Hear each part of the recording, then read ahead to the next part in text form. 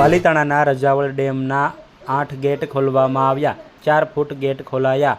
રજાવળ નદીમાં ઘોડાપૂર આવ્યું છે, જેને લઈને ડેમના દરવાજા ખોલવામાં આવ્યા છે। ત્યારે ઉપરવાસમાં પડેલ વરસાદને લઈને સતત નીરની આવક નોંધાય છે, જેને લઈને દરવાજા ખોલવામાં આવ્યા છે અને ડેમનું લેવલ જાળવવા માટે દરવાજા ખોલવામાં આવ્યા છે। તેમજ નીચાણવાળા ગામડાઓને એલર્ટ પણ કરી દેવામાં આવ્યા છે। ત્યારે તળાજા બાજુના ગામડાઓને એલર્ટ કરવામાં આવ્યા છે અને ડેમના 8 દરવાજા ખોલી 4 ફૂટ દરવાજા ખોલી પાણી છોડવામાં આવી રહ્યું છે। નદીના પટમાં અવરજવર ન કરવા પણ લોકોને અપીલ કરવામાં આવી છે। ત્યારે વહીવટીતંત્ર દ્વારા કામગીરી હાથ ધરવામાં આવી છે અને દરવાજા ખોલી ડેમનું લેવલ જાળવવા માટે પાણી છોડવામાં આવ્યું છે।